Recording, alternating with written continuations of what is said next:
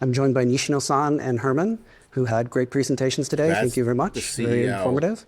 I'm also joined by Lynn Azar, who is SVP of Finance and Corporate Development here at Sony Interactive Entertainment. So thank you for joining us, Lynn. Head of Gorilla, used to be the I have a number of questions I'd like to get to today. I'm going to start with the platform business. As Sony Interactive Entertainment and the industry as a whole move towards multi-platform gaming, how will you protect the value of PlayStation right now console? and the future? The PlayStation experience is not just about the gaming console hardware, nor it's not just about the content as well. It's an experience in a community that shares this excitement. For over 30 years in the past, we've been committed to being the best place to play and publish. And this has helped us establish a dedicated community of 124 million players and then invaluable network over the 4,000 creators. PlayStation console experience is designed to enable immediate gameplay in an immersive and accessible way. We're doing this in a completely integrated way, designing and manufacturing all aspects from the chips to the backend system. And we continue to look for new and innovative ways to broaden our reach and bring our content and a service to the players. The value of the PlayStation console is that still the best place to play, and it's growing as we reach an even broader audience. And you're quite right that we're continuously exploring new ways for players to interact with their franchises. It's important to realize that we're really thoughtful about bringing our franchises off console to reach new audiences, and that we're taking a very measured, a very deliberate approach in doing that. Particularly on the single player side, our tentpole titles, there's such a differentiated, the point of differentiation, I should say, for the PlayStation console, the real showcases of the performance, of the quality of the hardware. So we want to ensure that players get the best experience from these titles. Marathon, indefinitely. We're very thoughtful about how and if now we bring these titles to other platforms. And then we need to constantly understand the players' patterns and the behaviors and ensure that we serve them appropriately. Herman and then myself are very, very focused on this and then investing as needed to evolve the PlayStation experience. With cloud gaming more of a viable option than ever before, do we need a next generation console? Is SIE developing one? It's a great question. Yes. We have been cloud gaming for over last 11 years.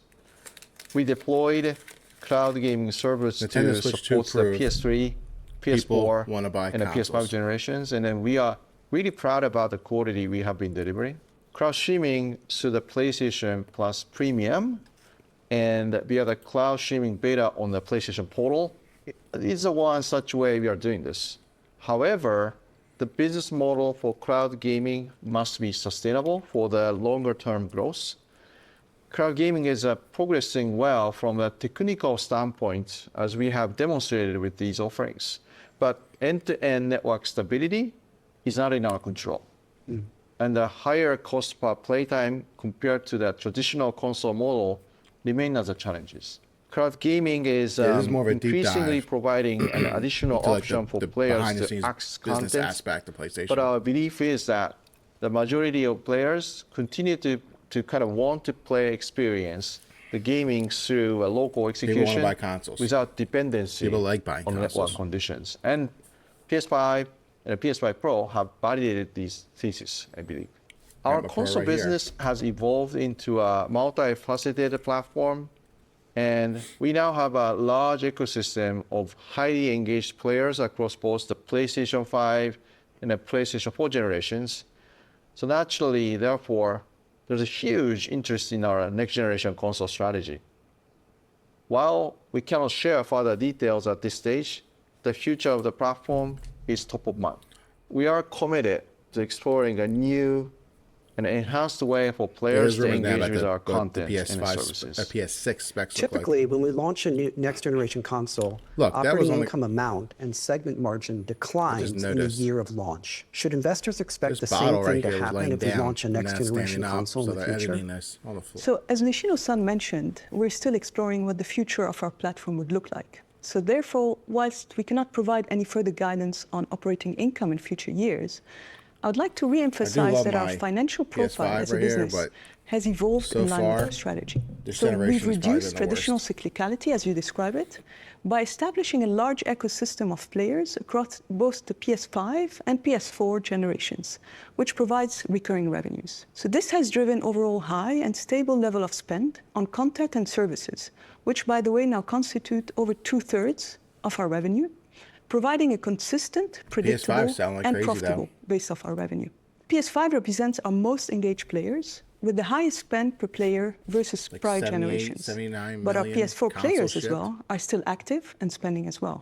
So by providing players with increasing options of how to access the platform, we're able to better target the different play patterns and monetization profiles of different customer segments. And as we continue to drive a multi-generational ecosystem into the future, we'll provide new ways for players to access the platform and experience our content and services. If the world does move to cloud gaming, what will the impact be on the PlayStation business? And what will be the impact on the PlayStation Store's take rate? So I see cloud gaming as one of many ways to access content. However, regardless of access, we have many sustainable advantages in our business in the store. So on our customer side, our first-party exclusive titles enhance our catalog of great third-party content, which keeps players engaging and returning, right? And many of our players subscribe to Plus, which also keeps players coming back. Regardless of access, we look to provide a great experience for players through whatever device they're using to consume the content. And this commitment has allowed us to build a large and a curated audience of dedicated and highly engaged players. This ensures that we are the best channel for creators to reach players. Additionally, we provide creators with tools and services to better market and monetize their games. So again, over 30 years, we have developed very deep relationships and then understanding of creator needs that allow us to continuously stay ahead on innovation and services. The 4,000 creators, which I talked about, of all sizes and types that we have relationships with, and the dedicated partner organization that serves them, give us a constant insight into their needs and how to provide ongoing value to them. All of those benefits remain for both players and the creators, and it will provide continuing value even access mode change. Many investors are speculating that Microsoft is moving away from the console. If that's true, is that good or bad for PlayStation? So we think that competition in the business is healthy and then pushes us to innovate. There are multiple participants who together drive the overall game industry. And while there are new engagement models being explored, we ultimately think this is a good thing. However, as I mentioned earlier, we are confident and committed on our current strategy. And there isn't an urgent need for us to pivot, but we will continue to monitor play patterns and invest appropriately as required. You raised the price of the PlayStation Plus in the past. What was the rationale for the price increase, and what might cause you to raise price in the future? Music and video streaming services are raising price consistently. How frequently can you raise the price of the PlayStation Plus? Yeah, so PlayStation Plus is highly valued by our players and then continues to drive the engagement. We are already seeing a trend towards adoption of higher tiers within our service, as evidenced by the subscriber mix we achieved in fiscal 24, where approximately 38% of players are now subscribed to a PlayStation Plus Premium or Extra tier. That's higher tier. This is even after the global price increases we implemented in fiscal year 23. And more recently, the local price increases in the selected countries to improve our pricing strategy across certain market clusters and also to account for forex movements. These price increases were partly a result of the increasing value we bring to the players. Through the quality and the diversity of content we continue to add, as well as investment in the features to improve the service further, such as player personalization and enhanced content discovery. PlayStation Plus service offers great value for our players, and we will continue to add more value and adjust our pricing strategy in a dynamic way to maximize the profitability. What is the strategy around the PlayStation Portal? And are handhelds a part of your next generation strategy? Yeah, the PlayStation Portal is part of our strategy to offer more flexible play styles. When we invested in a PlayStation Portal, we wanted to ensure that any handheld device we create would be able to provide the players with the full PlayStation experience that they have come to expect through our consoles. We want to make sure our games look good when played on handhelds. The smartphone is too small a screen for high fidelity, so I wanted to approach portable gaming via streaming, which led to the PlayStation Portal. Currently, the Portal owners spend 30% more time playing, and then later into the evening. Portable kind of player. It's showing the impact the Portal has had on the play parts. Sales are progressing steadily, and then more importantly, it has unlocked additional engagement across our player base. So we remain committed to exploring new ways for players to access our content and services. But so now I'd like to move to studio business. Handheld. Totoki-san has said that the role of the PlayStation Studios has changed from that of a platform enabler and marketing tool to a profit growth driver. What has changed to increase profits? It's a great question. SIE Studio Business is now both the creator and the publisher of world-class gaming experiences, all while driving sustainable, consistent growth. And we do that, as always, through innovation and creativity. And we're doing this by focusing on our three key strategic pillars. The first is continuing our leadership in single player. Secondly, by building our capabilities in live services. And then also by growing our franchises into IP powerhouses. Another important part of our evolution is our increased emphasis on operational excellence, and we do that to underpin that approach of achieving profitable and sustainable growth. We've established very strong cost controls. We have much more rigorous budget oversight processes now in place, and we have also evolved our portfolio framework to enable making more informed choices and effectively balancing the profit potential with the associated risks that come with these opportunities. We've also changed the way we support our studios through central services with greater operational rigor, much more intentional, kind of top-down approach to our portfolio, increased oversight of our development processes. We have introduced some new ways of working that includes greater use of outsourcing, greater use of co-development, and a much greater integration of future-facing technology as well as data solutions into our workflows. How committed are you to live game services? Are you going to invest as much capital into live game services as you originally planned? Yeah, we remain very committed to building a diverse and a resilient live service portfolio. I mean, we have MLB The Show, Destiny 2, Helldivers 2, and these are all really good examples of the type of titles that we're looking to develop. These titles have already established an enduring player experience, a set of player experiences and communities across quite a wide range of different genres. And together that provides a really good foundation for our ambitions in this category. I would say that additionally, we are continuing to invest in new live services, with Helldivers 2 providing such a great example of the level of success we can achieve if we get everything right. So that game has been a true breakout success. It's been attracting and retaining significant community and very engaged players since we launched that back in February of 24.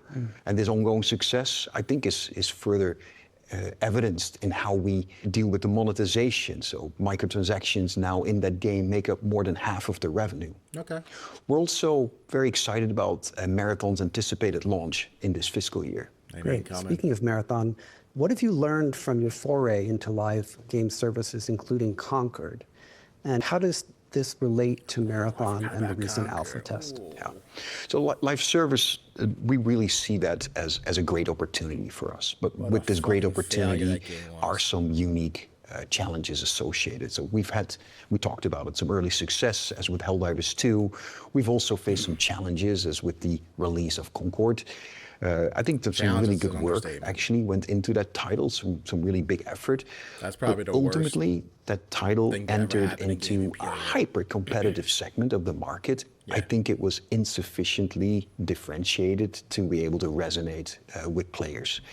And so we have reviewed our processes in the light of this to deeply understand how and why the title failed to meet expectations, and to ensure that we're not going to make those same mistakes again. As I said earlier, we've introduced much more rigorous processes for validating, for revalidating our creative, our commercial, our development assumptions and hypotheses, and we now do that on a much more ongoing basis. And that's the plan that will ensure that we're investing in the right opportunities at the right time, all while maintaining much more predictable timelines. For Marathon, it's our goal to release a very bold, very innovative and deeply engaging title. It's going to be the first new Bungie title in over a decade, so we're really excited for that release.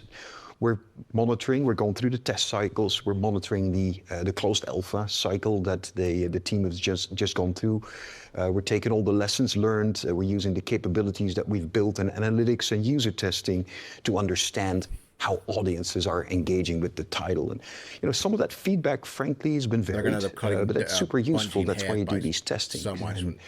The constant testing and the constant revalidation of assumptions that we just talked about, to me, is just so valuable to iterate and to constantly improve the title. So when launch comes, we're going to give the title the optimal chance of success.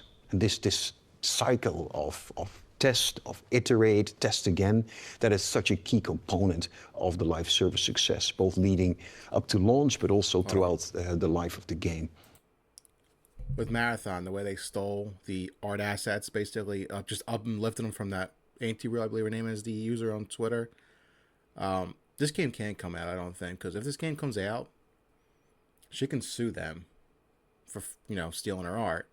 But right now, since the game hasn't released, she really can't sue. But if they don't change the art style and they release it the way it is, she can sue them and get freaking millions, and she'll never have to work another day in her life. Because if they release that product out into the free market, it's loaded with her stolen art. Literally, if you look at some of the pictures, they literally just copied and pasted her art into the game. So if they do that, she can sue and she will win and will get millions. So we know the game's delayed.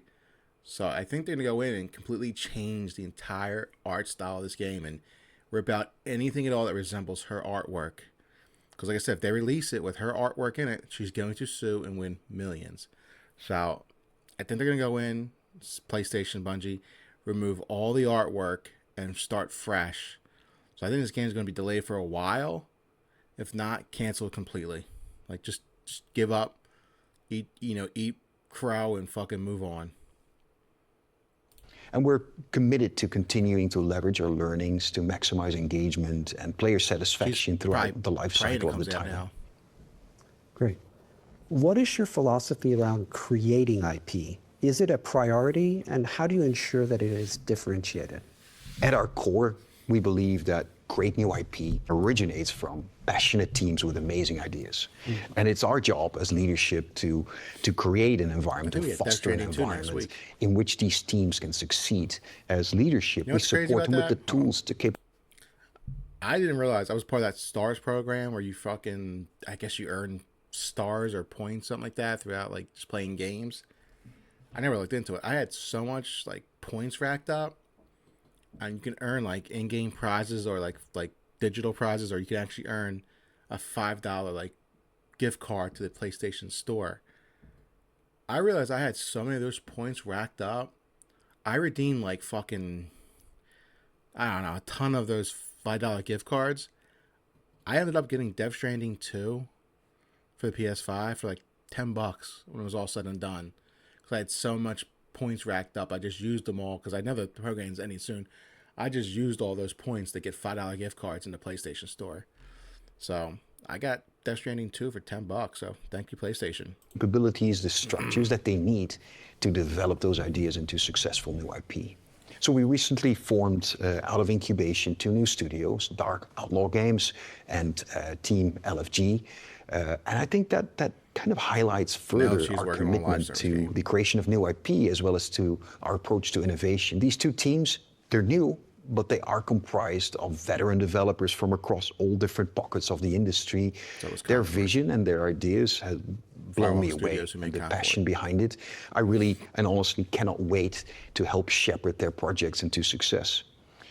So both by investing in strong vision-led creative teams and by better leveraging, on the other hand side, data and understanding our portfolio, those two things together, we're now able to better explore new ideas and genres beyond the core competencies. And that helps us diversify our portfolio to appeal to new players everywhere. I'd now like to turn to the business environment as a whole. Some investors, to be quite honest, are concerned that the improved specifications of the Switch 2 and Nintendo's improved relationships with third-party publishers will lead to tougher competition for PlayStation in the next few years.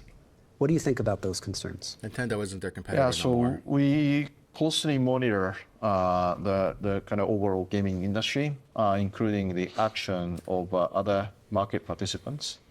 Additionally, catalysts in the market are great for the industry as a whole.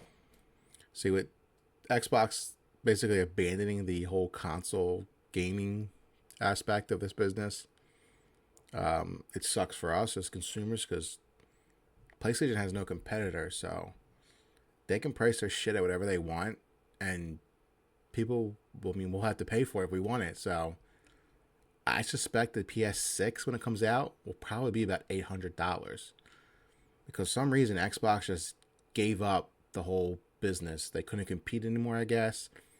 I think they could have if they have some great talented studios, but they just couldn't fucking deliver on the game aspect. If they had this, if they took their studios and said, go back and make something that can compete with PlayStation, I guarantee their studios could have came out with something. They own so many of them. So, but them, basically, they're making a new Xbox. We saw all the rumors out there that the hardware, they're working with AMD. It doesn't matter because the Xbox just isn't selling anymore. The Xbox Series X and S is actually doing worse sales-wise than the Xbox One X, which was considered a huge failure. And the Xbox Series X and S is doing worse than that. So, there's rumors that they basically just canceled their handheld, and they're just going to work with ROG to make the one that's coming out this year, whatever it is, that basically is just like a skinned ROG Ally. And the next Xbox is probably in development right now because as soon as these guys like PlayStation and Nintendo's working on the Switch 3 right now. They're literally working on it right now.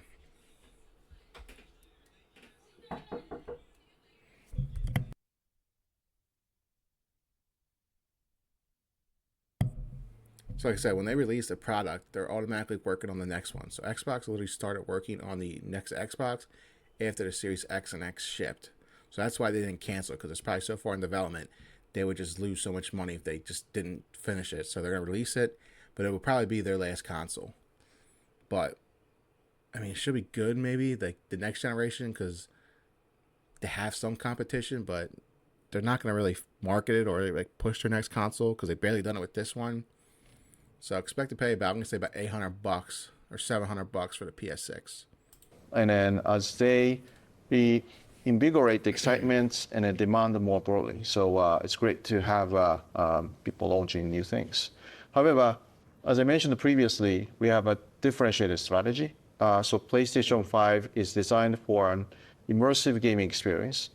And this includes the innovative DualSense controllers features as well. We believe PS5 level performance is required to achieve a great experience on big screens. And in this way, we have provided a unique offering for players and creators in this current console generation. However, publisher strategies are increasingly shifting towards being multi-platform. So more platforms can run the same game, which is great from a creator's perspective. Among those platforms, our mission is that we will continue to be best place to play and publish. Yeah. As such, we have empowered our creators to leverage our offering and the services to create amazing, unique experience for players with high engagement and great monetization opportunities. we have done this consistently as the industry and the competitive dynamics has evolved. And of course, PlayStation Studio and our franchise have a special role in showcasing the PlayStation experience and then strengthening the players' relationship with us. Some investors are also concerned that Nintendo's appeal to the younger generation could lead to market share declines for PlayStation if those younger users choose not to graduate to PlayStation as they age. What is Sony Interactive doing to increase its addressable market among younger users and its overall mix of users? The PlayStation brand and offering has resonated with a wide range of players over 3 decades now. And number of the users engaged on our platform continues to grow. By supporting such a large number of creators, we are able to provide the largest range of content available, catering to all demographics, geographics, and the play styles, etc. So we believe that by constantly investing in players' relationship with the brand and our relationship with creators, we will ensure we stay close to all players' hearts through their lifetime. Yeah, and so if I may add to that, so on the first-party content side, we're also reaching to a greater range of audiences more directly, including younger players with our first-party lineup. In addition to our franchises with more, I would call that multi-generational fan bases, such as Marvel Spider-Man, we also have franchises that appeal to a range of different player segments. Horizon is a good example, it's been very popular with female players. Astrobot from our lovely team Asobi in Tokyo has been a hit with children and adults alike. So we also continue to drive engagement with the PlayStation ecosystem and brand by bringing our franchises to new formats, film, television, and anime. Anime in particular is appealing to key younger audiences, so that's going to be very helpful for us. Artificial intelligence. What is the potential of artificial intelligence in the game industry? And how is it being used at Sony Interactive? Can it reduce costs when making games, developing next generation consoles? There's a new rumor out. I'm going to make a video on it. Probably going to go on Friday. Are actively exploring and investing in AI, the machine learning across the organization. PlayStation, there's a rumor PlayStation might be buying WB Studios to absorb their game studio, their streaming stuff, and the anime to roll into Crunchyroll, which PlayStation owns, and to get the IPs for the gaming franchise. So I saw a quick rumor and I didn't really look into it, but I will dive deep into it and probably, like I said, post a video Friday of it on the YouTube channel. So look forward to that. Our near-term focus of these investments has been to increase productivity and support data-driven decisions. This includes areas such as like PlayStation Store discovery, fraud management, and then general IT thing. Additionally, we introduced Copilot and ChatGPT across the organization last year, and the vast majority of users are now experiencing increased efficiencies as well. So longer term, we are exploring the new possibilities with using AI to enhance gaming experiences in the new ways for players. These initiatives are still early, but there are promising areas we are excited about. Yeah, and on the studio side, we've been using AI obviously for quite a while, but we continue to explore the possibilities of AI within the studios, within game development, and how that can enhance creators as well as players' experiences. To your question, I don't actually expect in the near future a dramatic reduction of the cost of game development. I think that'd be unfair to claim that.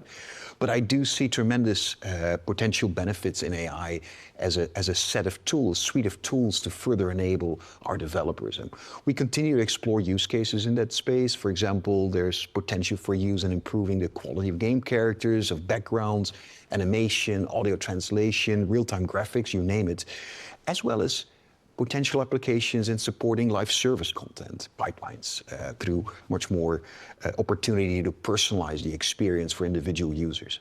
So overall, I think a huge range of impact.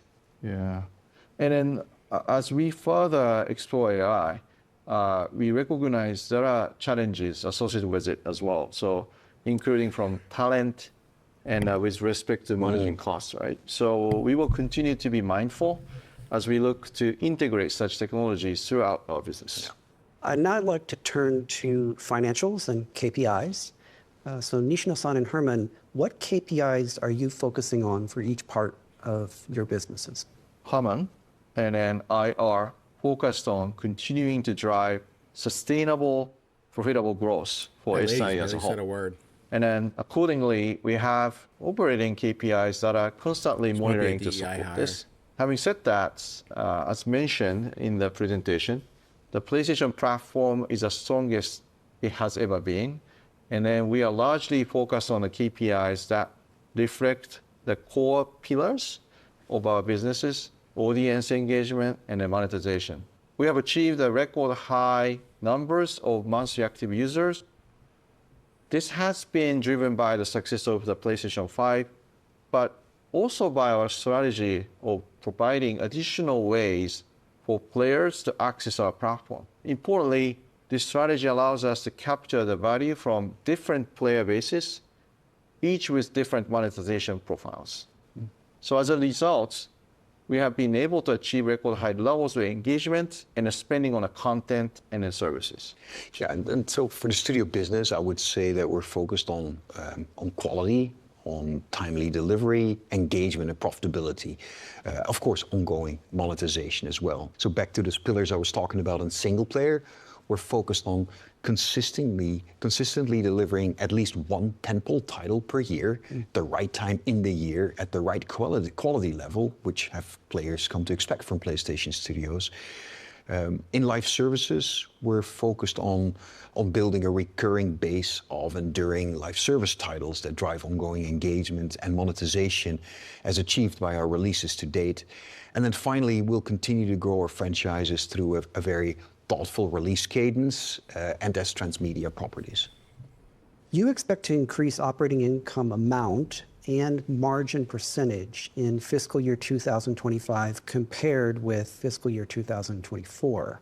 But can you further grow them in fiscal 2026? And if so, how do you intend to do so? So starting by, the PlayStation business is in a very good position and has a very strong momentum. We expect to continue this momentum and remain optimistic about fiscal year 26 and beyond.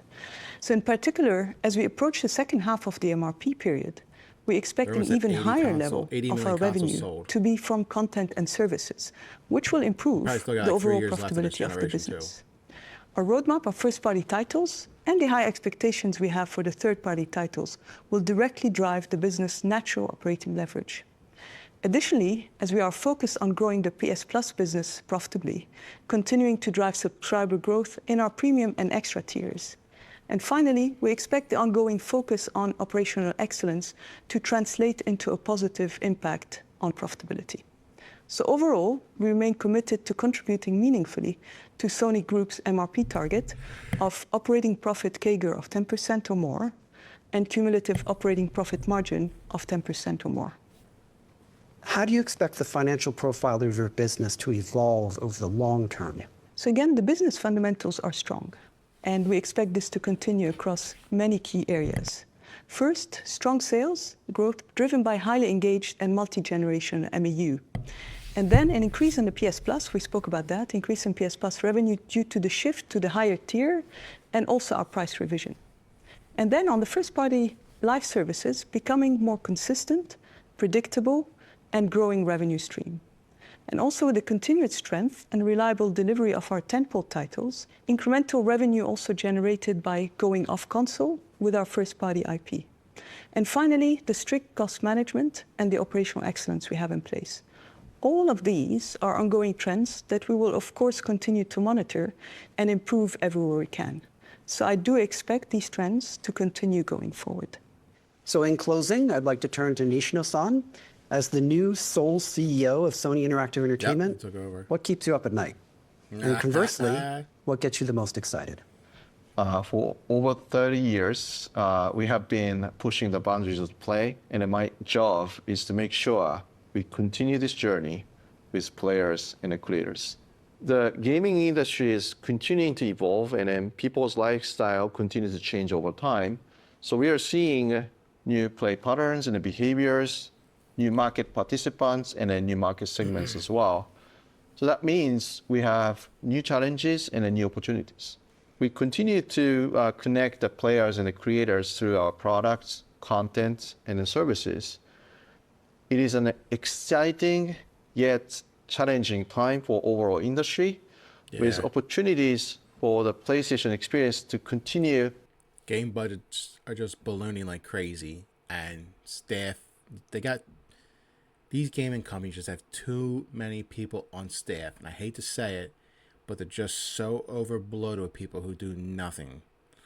They need a ton more layoffs, and just to take their teams and condense them and really just focus on making a game and not having, like, look what, like, it's going to be a terrible thing, but like Claire Obscure Exhibition 33 was a huge embarrassment for the gaming industry. Because look what those people did with literally 33 developers. They outsourced some stuff, but the core team was 33 developers who made the game of the year, which is crazy. A small French studio too made like a great Final Fantasy game. Like, you know, these guys took a look at that and said, "Wow, look what these guys did with 33 people and some outsourcing." And we have hundreds, maybe thousands of people on staff. After that game came out, you're going to see them start really fucking shrinking their studios down to just condense them into just lean, mean machines. No, you know, I got to hire a guy to watch over this guy, or I got to hire a guy to watch over this guy to watch over this guy. You're going to see these companies really start, like I said, to fucking look at BioWare. They had a few hundred developers on staff making Dragon Age and Mass Effect. They laid off almost the entire Dragon Age team.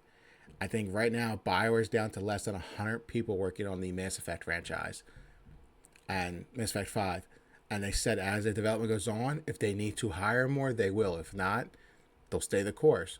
So you're going to see these giant gaming conglomerates really start to shrink even more, even if we saw tons of layoffs already, hundreds of thousands. Look at Xbox and Microsoft. They fucking just laid off 6,000 people, Microsoft.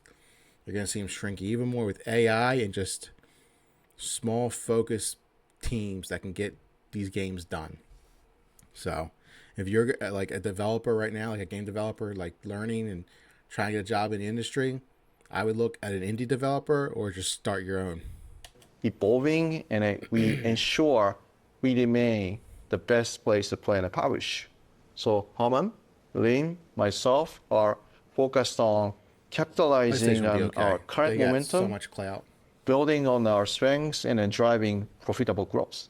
We also need to remain vigilant to our players and creator needs. I've had all the Xboxes to ensure we are listening to their feedback and investing appropriately in the relevant products, capabilities, and technology. What do I need an Xbox for? And then I'm very confident and then excited to do so for many more years to come. So thank you very much.